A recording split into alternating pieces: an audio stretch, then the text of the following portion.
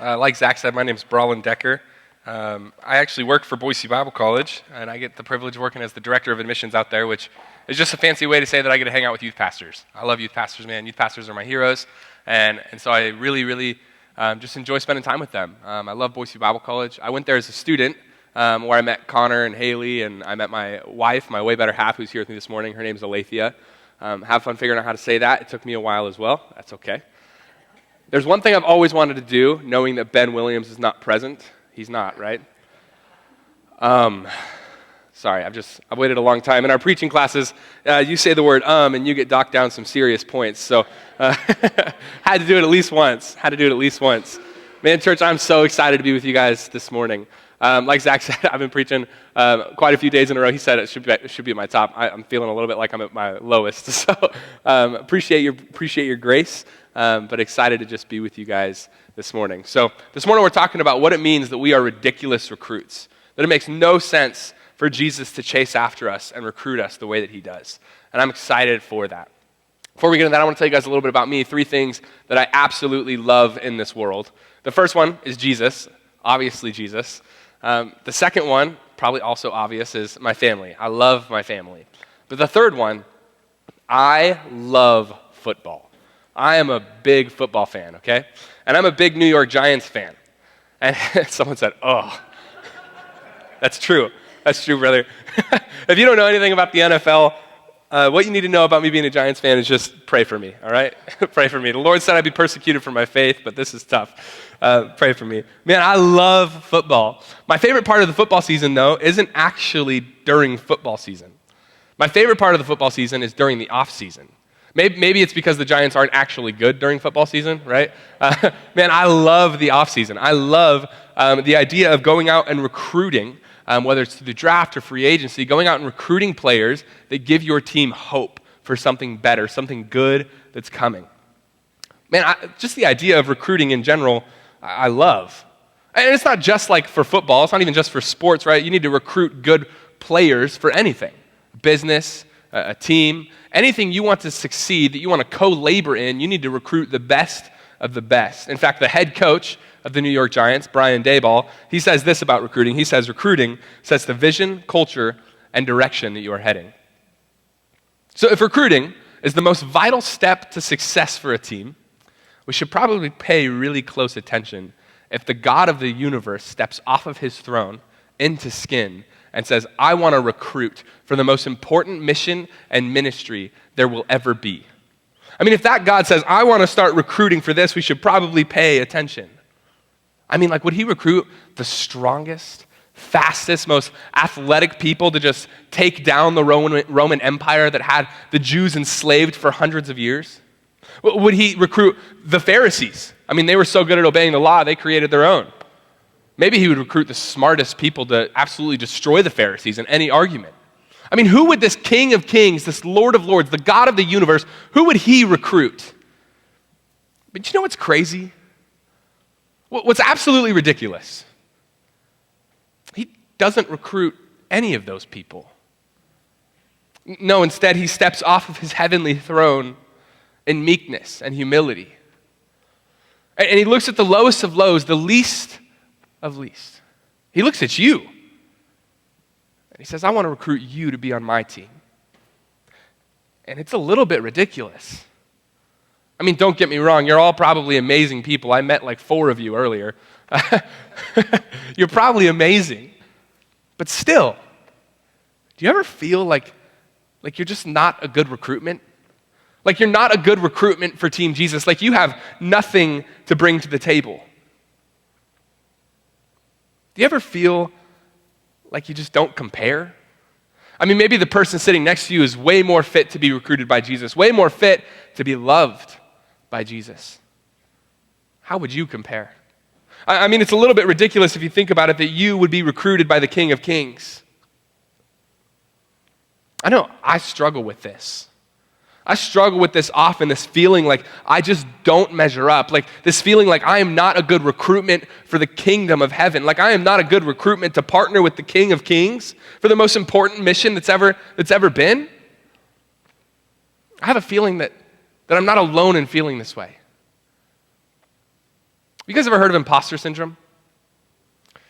Imposter syndrome is defined this way by Webster's dictionary. It says, people who struggle with imposter syndrome believe that they are undeserving of their achievements and the high esteem in which they are in fact generally held. They feel that they are not as competent or intelligent as others might think. And get this, soon enough, people will discover the truth about them. Man, you and I are not the only ones that feel this way. In fact, I would say the people that you look up to and respect the most feel this way. The elders of your church feel this way. The Danas, the Connor Hills, the Ben Williams of the world feel this way. Like they are not good recruitments for Team Jesus, and eventually other people will figure out, eventually Jesus will figure it out. And he'll say, I want someone better. I want someone new. Guys, we all feel like we're not good recruitments for Team Jesus. We feel like we're fakes. We're sellouts for Team Jesus. And I have good news for you. You're not enough. Church, that's good news. You know why that's good news? Because Jesus was never looking for enough. Jesus never said, I want you to bring this to the table. Jesus just said, I want you at the table. Jesus was never looking for enough. He was only looking for you. And yet, we feel a little bit like ridiculous recruits. I'm going to ask you guys, if you have your Bibles, you can go ahead and flip open to Matthew chapter 9, verse 9. And this morning, we're going to talk about another man that would have felt this way. His name was Matthew. And Matthew, he was one of Jesus' closest friends, one of his 12 apostles. And my guess is that Matthew would have felt like a ridiculous recruitment for Team Jesus. So Matthew chapter 9, verse 9, it says this. It says, as Jesus was walking along, he saw a man named Matthew sitting at his tax collector's booth. Follow me and be my disciple, Jesus said to him. So Matthew got up and followed him. Now take note of where it says Matthew is seated. It says that Matthew is seated at a tax collector's booth. And I want you to notice this because it shows us that Matthew is a ridiculous sellout. See, he's a sellout because in this time, tax collectors lined their own pockets with the people's money. And Jewish tax collectors, they were the worst. See, Rome had dominion over the Jewish people at this time, over all of Jerusalem. And the Jewish people found themselves again enslaved by another people group and left with nothing but to trust in their God. And so in order to be a tax collector of a certain region, what people would have to do is they would have to go to the Roman authority. They'd have to bid it out. So they would have to be like, if you give me this position as tax collector, I will get 20% of the people's income. And someone else would come along and be like, 20, like that's nothing, dude, I'll get 25. And they would bid it out like an auction until finally, eventually someone would win. So let's just say Matthew won this region, the region of Galilee, and he said, I will get 60% of the people's profits. That's not an unheard of number at this time. He said, I'll get 60% of the people's profits if you let me be the tax collector. And so they were like, yes, absolutely, go ahead. But see, Matthew still had to make money. The Roman people weren't paying him for it. So what Matthew would do is then he would say, okay, I will also tax another 20% on top of that. I will tax the Jewish people for 80% of their income, and I'm going to put 20% of it in my own pockets. I don't know about you guys, but there's no way I could live off of 20% of my income. See, the Jewish people, they didn't like tax collectors. That's a nice way of putting it. In fact, they would have despised tax collectors. And the Jewish tax collector, man, that would have been the worst of the worst. Ancient literature describes tax collectors as robbers. In fact, it's so bad that it says that if a tax collector entered a Jewish home, the home itself would become unclean. Basically, tax collectors were dishonest and hated. And Jewish tax collectors were the worst of them. They were despised by the Jews. They were considered to be traitors. Gavin Manaya from Whitworth University, he puts it like this. He says, it's like if the IRS were to tax you double what they already do and then give them money to ISIS or terrorists.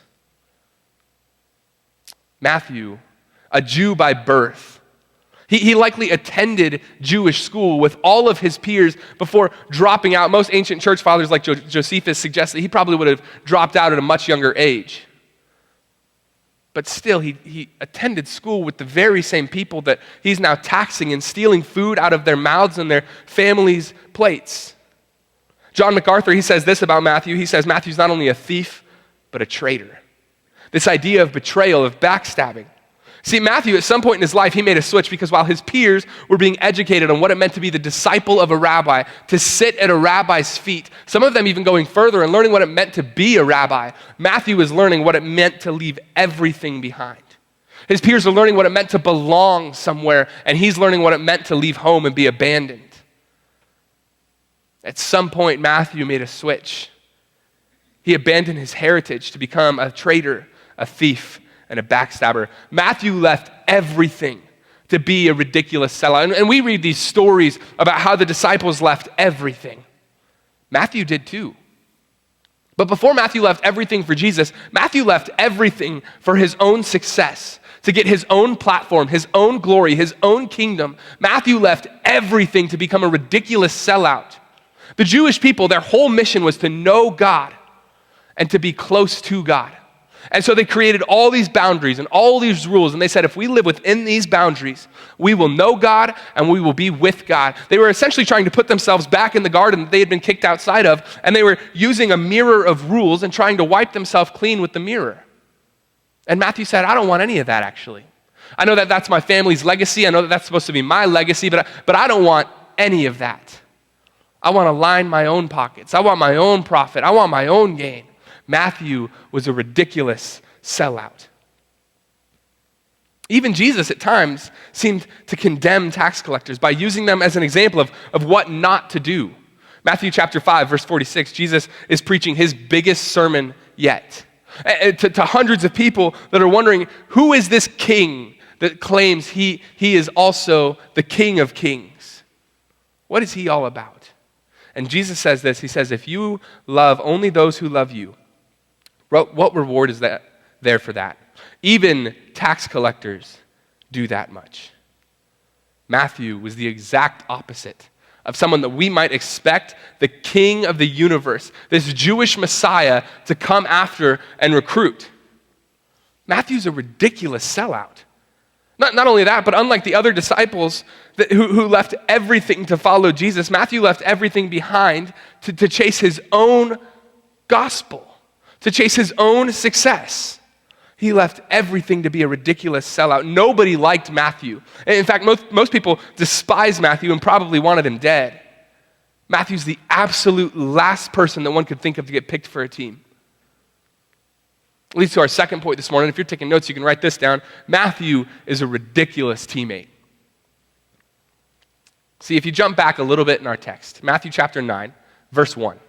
We see that Jesus, he had just crossed the Sea of Galilee and he had entered into Capernaum, which is where Matthew's booth likely would have been. And Matthew's tax booth, it stood high above the ground. It's not like those TV shows you see where it's just this like shaky little shack with four walls. In fact, it was a little bit more like a lifeguard station. It was high up on the ground so that they could look out and they could actually see everywhere. And they could see these people and they could be like, that person owes me money, that person owes me money, so that they could go up and approach them and say, hey, it's time that you pay up. And so here's his tax booth on the Sea of Galilee, on the coast or the beach, if you will, of the Sea of Galilee. And then Matthew chapter 4, verses 18 through 22 says this.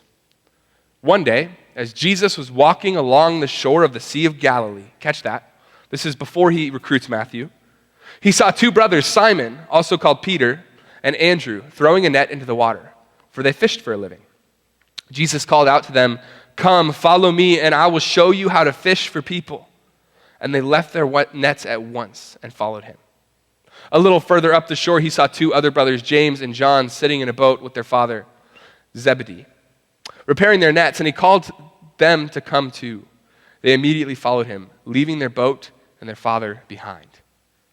See, these four disciples, they worked and they sacrificed everything to make a living for their families. These nets, this fishing, it wasn't just like a Saturday or Sunday hobby for them. Like, all right, after church, we're going to get some Chick-fil-A and throw a few like lines on the water. That wasn't what it was for them. For them, fishing was everything. These nets represented everything. It was probably a family business. These nets represented a legacy for them. These nets represented food in their families' mouths. These nets represented financial freedom and success. These nets represented security and knowing that they would be able to provide food and money for the people that they loved. And at once they laid them down to follow this rabbi, this dirty, rugged old rabbi that says, I am the Messiah, the King of Kings. They laid it down to chase after him because they had been recruited by the King of Kings. And it's on the very same shore where Matthew's booth is located. Here are these people who work daily on the same shore by this man, this Jew, who is taxing them. And then Jesus goes to Matthew and tries to recruit Matthew. I'm going to say this one more time. Matthew is a ridiculous teammate. Nobody would want Matthew on their team, especially a team that they felt like they were called to by God because of what they could bring to the table. I want you to do me a favor this morning. If you're not too tired that you'll fall asleep, I want you to close your eyes and imagine something for me. I want you to imagine that you're at work. You know, you've been a little bit short on paying bills, on making ends meet. You feel a little bit like you're working paycheck to paycheck. You're working hard. You know that you just have to hold out until this next check comes, and hopefully you'll be okay for a little while longer. And so you work as hard as you can. You want people to know that you have a strong work ethic, so you'll work even harder. You'll put in the overtime if needed. And I want you to imagine how you feel. Are you hot and sweaty? Maybe you work inside, your eyes feel heavy. Your mind is racing, the pressure and the stress. You don't know if you can keep up. But the only thing keeping you going is knowing that soon, at the end of the week, you're going to get this check and it will help things. And finally, the day comes. You get to your check and you crack it open. And as you open it up, it's so much smaller than it was supposed to be. I mean, so significantly smaller than it was supposed to be. And you find out that the person that writes your checks, your coworker, has been stealing the money and giving it to themselves. Now, you're obviously frustrated by this, but you think like, you know what, it's okay. Maybe they needed it. This is what I hear about in church, right? Like, I'll be generous. Maybe they needed it. And so you continue to work and you continue to just try to make ends meet and you just keep going, and week after week and month after month this keeps happening until you just can't take it anymore. So you go to your boss. You tell your boss about everything that's happening. Your boss seems to understand. They're frustrated with you. And you watch as your boss goes to this coworker who's been stealing your money. And you overhear their conversation as your boss says, "Good job. Let me give you a promotion and raise." How are you feeling? Times that by like 100, and that right there, church, is how these other disciples would have felt as Jesus goes to Matthew and says, "Join my team. Let me give you a promotion and raise." It would have made no sense. Matthew was a ridiculous teammate. See, normally when someone's recruiting for a team, they're looking for someone that can bring something new to the team. So, something that isn't already there, or something that they're better at than everybody else. But Matthew doesn't bring anything new or better to the team. In fact, like I said earlier, most church fathers suggest that he dropped out of school at a much younger age, Jewish school at a much younger age. So it's not like he knew more about the Torah than Simon Peter or Andrew or James or John. He didn't bring his money. In fact, Mark and Luke's account tell us that he left all of that behind. He didn't bring anything new to the table. So you have to wonder, why Matthew?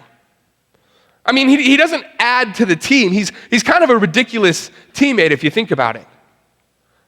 Matthew would not have been great for evangelism. See, at the end of this chapter, Jesus looks out at the crowds that are hurting and helpless, that are lost like sheep without a shepherd. He looks at them and he says, "The harvest is plentiful, but the workers are few. Therefore, pray earnestly for more workers for the Lord's harvest." And then you flip the page in your Bible. You go to chapter 10. And Jesus sends out the disciples 2 by 2 to the lost sheep of Israel, to the Jewish people. Now just imagine this for a minute. This Jew by birth, who had spent the last few years, maybe even decades, probably not, but few years, taxing these people. This Jew who had become a traitor and a backstabber and said, "I want to side with Rome against my own people," is now coming and knocking on their doors and saying, "Let me tell you about your Messiah." No, man, these people would have wanted nothing to do with Matthew. He would have been the last person they wanted to see at their doorstep, let alone talking about their God and their Messiah. Matthew would have been a ridiculous teammate. It makes no sense. Matthew brought nothing to the table. Matthew was disliked, maybe even hated as a teammate. And Jesus isn't stupid, right? Like, Jesus knew this before he recruited Matthew. Jesus knew that this is how people would feel. Jesus knew that this is how Matthew would feel. He knew that Matthew was a ridiculous sellout. He knew that Matthew was a ridiculous teammate, and still, Jesus recruits him. He's a ridiculous teammate, and Jesus offers him the most important and special and unique gift of all time. Not to do ministry with Jesus, but to walk alongside of Jesus. Maybe Jesus doesn't care about what Matthew has to bring to the table because he cares more about the transformation that happens while he's there. So sure, Matthew is a ridiculous sellout. Matthew is a ridiculous teammate, and Jesus has a ridiculous request for Matthew. But what I think is the most important thing in Matthew's story, if you're taking notes, you can write this down. Matthew has a ridiculous response. Let's look at our text one more time. Matthew chapter 9, verse 9. It says, as Jesus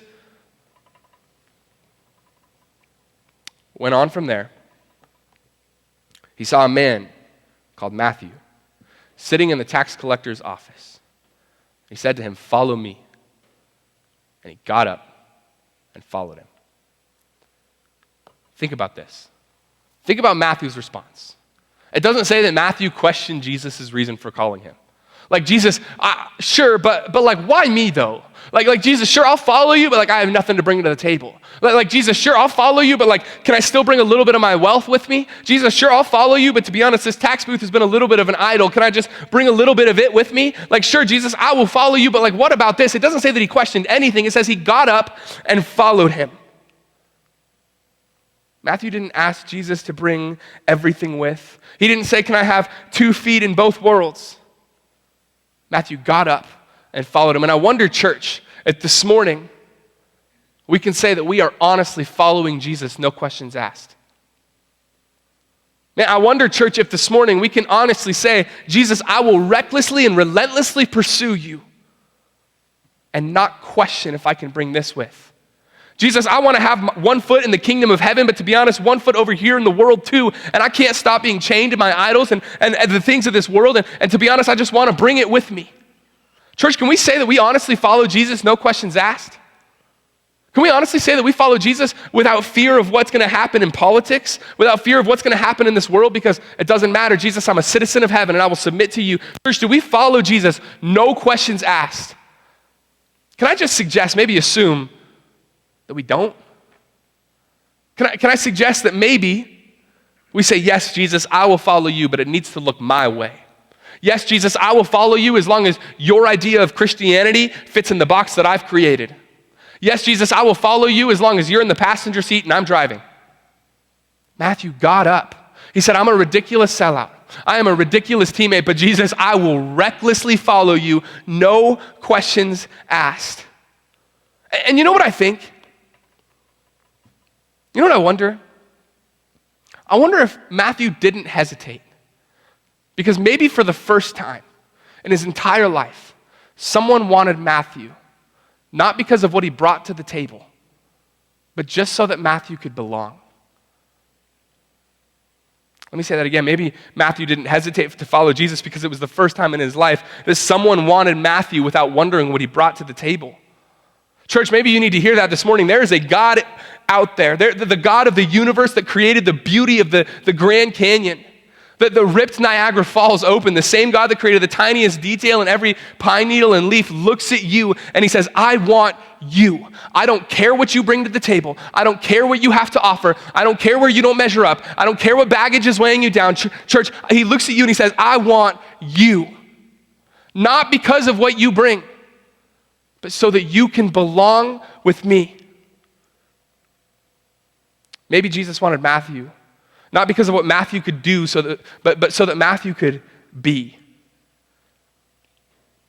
Matthew, he wasn't chosen because of anything he could do. Matthew wasn't chosen because he was lovable, but because Jesus is loving. 1 Corinthians chapter 1, verses 26 through 27, Paul writes this. He says, brothers and sisters, think of what you were when you were called. Not many of you were wise by human standards. Not many were influential. Not many were of noble birth. But God chose the foolish things of this world to shame the wise. God chose the weak things of the world to shame the strong. Church, Matthew wasn't recruited because of anything he had to offer. He was recruited because the God of creation chose to step down and embody skin and bear the full weight of the curse that one day Adam and Eve, thousands of years before this, had taken and eaten of a fruit, which broke a relationship with their God. And their God said, now you will experience death. And it wouldn't be until God himself would step into flesh, experience the weight of that death, that take and eat would become verbs of salvation as we share in communion. Matthew had nothing to bring to the table, but Jesus still wanted him. And it's not like Matthew had a life that was worth living. I mean, like, sure, he might have been rich. He might have had the respect of the Romans. He might have had worldly success, his own platform. But I don't know if Matthew was happy. See, I think that maybe Matthew went home alone every night with his wealth, with his success, and no one to share it with. I wonder if maybe Matthew had a lot. Matthew really had nothing. See, Matthew probably didn't have much, if any, family left that still loved him. He'd probably been abandoned the moment he considered becoming a tax collector. And to be honest, I think that maybe Matthew felt empty. Like he was just living life day to day, checking the boxes, until one day Jesus shows up with a ridiculous request. And church, maybe you came in here this morning and you're feeling a little empty. Church, maybe you came in here this morning and you're feeling like you're just kind of living life day to day. You're going through the motions, but to be honest, you don't remember the last time you felt the Spirit of God. You don't remember the last time you've cracked open your Bible and it wasn't Sunday morning. In fact, maybe you haven't been here on a Sunday morning in a long time and it's just kind of a stroke of luck that you're here. Church, maybe you feel empty. And know this, church, that you don't need to feel empty because the grave is. Church, know this, that Jesus said, I want to recruit you, not so that you can bring something to the table, but so that I can actively fulfill your life as you walk alongside of me.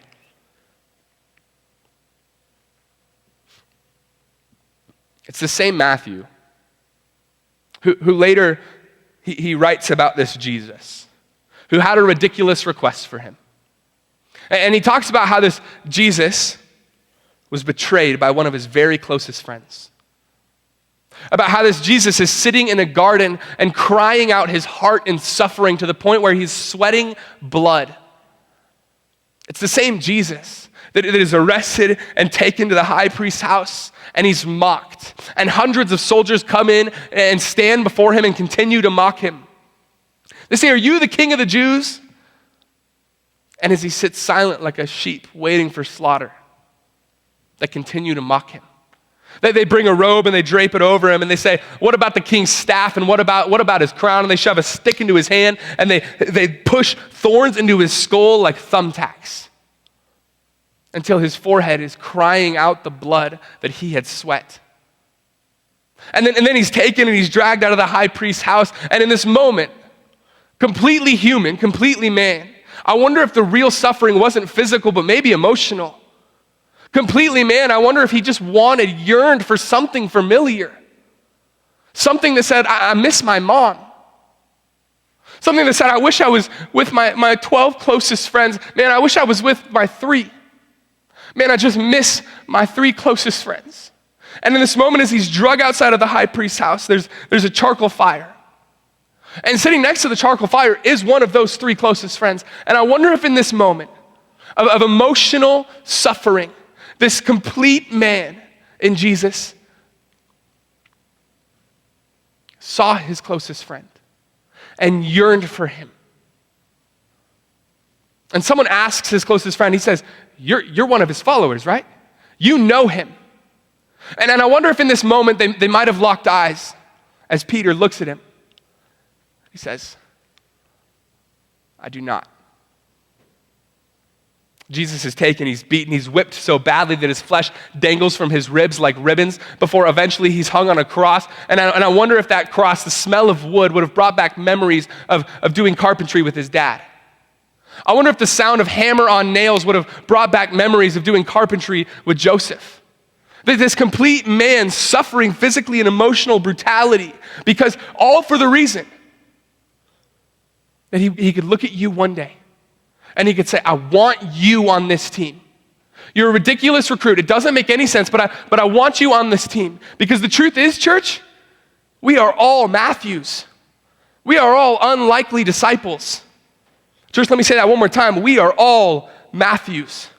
We are all unlikely disciples, and yet the God of creation said, I will experience death to the worst extreme so that I can have your heart. And you might be thinking like, no, bro, like you don't get it. You don't know how dark I have gone. You don't know how dark my heart is, how broken I am, how much baggage I'm carrying. It feels like the weight of the world is bringing me to my knees. Like you don't get it. And church, hear this. The God of the universe left his throne to chase you down on your darkest day in your most broken moment so that he could look at you and he could say, I want to recruit you to be on my team. Not because you can bring anything to the table, but I just want you at the table. I want to transform your life from the inside out. You are a ridiculous recruit, and it makes no sense. But isn't that the point of grace? The grace makes no sense. Church, there's nothing you can bring to this team that isn't already here. And Jesus still wants you here. Not because you have anything to offer, but because he cares so deeply about restoring and transforming you. Jesus wants you on this team that he paid everything to know you, to have you on this team. We are all ridiculous recruits.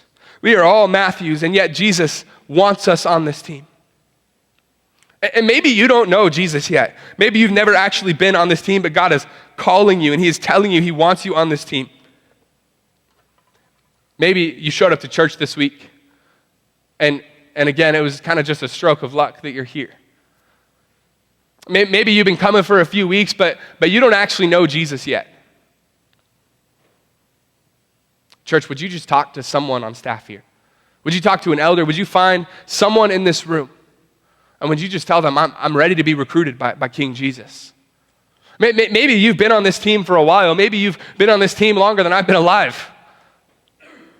And I think that Jesus is still actively recruiting you. I think that's what discipleship is that this recruitment doesn't end. But he's saying, I have more for you to do. I have more for you to do. I have more for you to do. And our job, our response is, I'll be faithful. Here I am. Send me. Hear this. It's never too late to be recruited by King Jesus. He wants you, church. He wants you on his team. And the question is, will you have a ridiculous response? Because we're all ridiculous sellouts. We're all ridiculous teammates. But do we have a ridiculous response this morning? Let's pray. Father, we love you. We love that you have stepped into your own creation to recruit us to a life that's worth living. That like Matthew, you recruit us even though we're ridiculous sellouts, we're ridiculous teammates. God, that we are unlikely disciples, and yet you still say, I want you on my team. Not because we have anything to bring to the table, but because you want to transform us while we're seated at the table. Jesus, we love you, and we're grateful for the work you've done in our lives. Lord, I pray for anyone in here that doesn't know you this morning. God, that they might have the boldness and courage to find someone that does know you and just say, I want in. I want to be on Team Jesus. Lord, and I pray for those of us that do know you, that you would help us and give us boldness and courage to actively say yes. To actively say yes for the calling and the mission that you've put on our lives. That we would look at a harvest field that doesn't know you. And we would go to the harvest field, the darkest corners of the earth, the ends of the earth. And we would say, let me tell you about this unfathomable message of hope that I have. So that even the darkest corners of the earth would join in with the rocks, crying out and praising you. Jesus, we love you, and it's in your name, it's by your blood, and it's through your Spirit. Amen.